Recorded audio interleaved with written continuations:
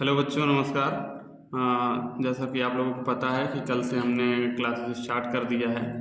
तो उसी क्रम में आज हम लोग पहली क्लास है जिसमें हम पढ़ेंगे संख्या पद्धति। ये क्लास 6 से लेकर के कॉम्पिटिटिव एग्ज़ाम तक के सभी प्रकार के बच्चों के लिए महत्वपूर्ण रहेगा, जिसमें हम संख्याओं के बारे में पढ़ेंगे। तो चलिए स्टार्ट करते हैं। सबसे पहले हम देखेंगे कि प्राकृतिक संख्या क्या होती हैं। तो ऐसी संख्याएं जो एक से शुरू हो करके प्लस इनफाइनाइट तक, मतलब प्लस अनंत तक की सभी संख्याएं प्राकृतिक संख्याएं कहलाती हैं। और इसके बाद सम संख्या, इसको हम इवन नंबर भी बोलते हैं। तो ऐसी संख्याएं जो 2 से पूरा तरह से विभाजित हो जाती हैं, उन संख्याओं को हम सम संख्या कहते हैं। जैसे 2 हो गया, 4, 6, 8, इस तरह की संख्याएं सभी सम संख्या कहलाती हैं। संख्याएं क्या होती हैं, तो अब हम देखेंगे विषम संख्या क्या होती है। तो ऐसी संख्याएं जो 2 से विभाजित नहीं होती हैं उनको हम विषम संख्याएं कहते हैं। जैसे 1, 3, 5, 7 इस प्रकार की। अगर आपसे कोई पूछता है कि सबसे छोटी विषम संख्या क्या है, तो 1। सबसे छोटी सम संख्या क्या है, 2। अगर मान लीजिए आपसे कोई पूछता है कि प्रथम 5 क्रमांगत विषम संख्याएं बताइए, तो 1 हो गया, 3, 5, 7, फिर 9। इसी तरह से प्रथम 5 सम क्रमांक संख्याएं जो हैं वो पहली होगी 2, 4, 6, 8, 10। इसका मतलब ये है कि 2 जो है सबसे छोटी सम संख्या है। इसके बाद हम देखेंगे कि पूर्ण संख्या क्या होती है, होल नंबर। तो ऐसी संख्याएं, ऐसी प्राकृतिक संख्याएं जिसमें हम अगर 0 को भी ले लें तो 0 से लेकर प्लस अनंत तक की सभी संख्याएं पूर्ण संख्या कहलाती हैं। ठीक है। इसके बाद हम लोग देखेंगे पूर्णांक। पूर्णांक जितने भी होल नंबर होते हैं उन सभी को हम पूर्णांक कहते हैं। जैसे माइनस इनफाइनाइट से लेके प्लस इनफाइनाइट तक, लाइक -1, -2, -3, ये सारे क्या हैं, पूर्णांक संख्याएं हैं। इसी तरह से हम 0 भी इसमें इंक्लूडेड है। 1, 2, 3 से लेके प्लस इनफाइनाइट तक सारी संख्याएं क्या हैं, पूर्णांक संख्या का होती हैं। पूर्णांक संख्याओं के बाद हम आते हैं प्राइम नंबर, इसको हिंदी में अभाज्य संख्याएं कहते हैं। तो सबसे छोटी अभाज्य संख्या की बात करें तो 2, 3, 5 इस तरह से चलती रहेगी। सबसे छोटी अभाज्य संख्या होती है 2।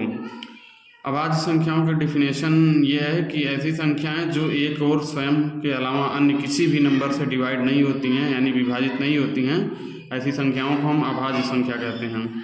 सहअभाज्य संख्या, ऐसी संख्याएं जो इसमें हमेशा 2 संख्याओं का पेयर होता है। तो ये संख्याएं केवल एक नंबर से डिविजिबल होती हैं। इनके बीच मतलब कॉमन फैक्टर जो होगा केवल 1 होगा। जैसे यहाँ पे 9 और 16 लिया तो हमने 9 का फैक्टर किया 1, 3, 9। इसी प्रकार 16 का फैक्टर किए तो 1, 2, 4, 8, 16। अब इसमें हम देख रहे हैं कि केवल एक ही ऐसा है जो दोनों में कॉमन है।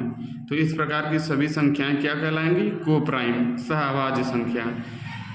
एग्जाम्पल में जैसे 9 और 16 है, 4, 5 है, इसमें 4 और 15 है। इसमें संख्याओं का हमेशा पेयर के रूप में लिया जाता है।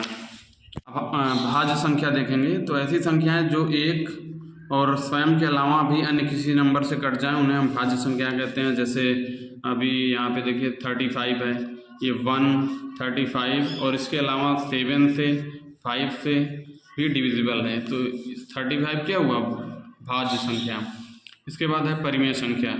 परिमेय संख्याएं वे संख्याएं होती हैं जिन्हें हम P/Q के रूप में लिख सकें और Q की वैल्यू क्या हो, 0 के बराबर नहीं होनी चाहिए, मतलब Q is not equal to 0। Example में जैसे 2/3 है, 5/4 है। ऐसी संख्याएं जो भी होंगी उनको हम क्या बोलेंगे, परिमेय संख्या। परिमेय संख्या वो संख्याएं होती हैं जहाँ पे Q का मान 0 के बराबर नहीं होना चाहिए। तो ये पॉइंट को आपको ध्यान में रखना है। इसके साथ हम आगे डिस्कस करेंगे अपरिमेय संख्याएं क्या होती हैं। तो ऐसी संख्याएं जिनको P/Q के रूप में हम नहीं लिख सकते हैं उनको हम क्या बोलते हैं, अपरिमेय संख्याएं। इसमें सभी अंडर रूट वाली संख्याएं आती हैं। अंडर रूट के अंदर जैसे हमने 2 लिख दिया, उसके बाद हमने अंडर रूट के अंदर 3 लिख दिया। पाई का मान आप लोग जानते होंगे 22/7 होता है, जिसको हम 3.14 के रूप लिखते हैं। इसके बाद है वास्तविक संख्या। तो वास्तविक संख्या ऐसी संख्याएं होती हैं जो जितनी भी संख्याएं आप पढ़ते हैं, real number 1, 2, 3 plus infinite minus infinite से लेके सभी संख्याएं, और इसमें जो है कॉम्प्लेक्स नंबर में जो काल्पनिक पार्ट होता है उसके अलावा सारे नंबर जो भी, चाहे होल नंबर हो, दशमलव नंबर, सभी वास्तविक संख्या के अंतर्गत आती हैं। अब बात करते हैं मिश्रित संख्या। मिश्रित संख्याओं में दो पार्ट होता है, एक को हम वास्तविक भाग बोलते हैं, दूसरा पार्ट जो होता है इसको काल्पनिक संख्या बोलते हैं। तो वास्तविक और काल्पनिक संख्या a प्लस IB, ये वास्तविक संख्या भाग है, ये काल्पनिक है। ये दो भाग मिलके एक मिश्रित संख्या बनाते हैं जिन्हें हम कॉम्प्लेक्स नंबर या मिश्रित संख्या कहते हैं।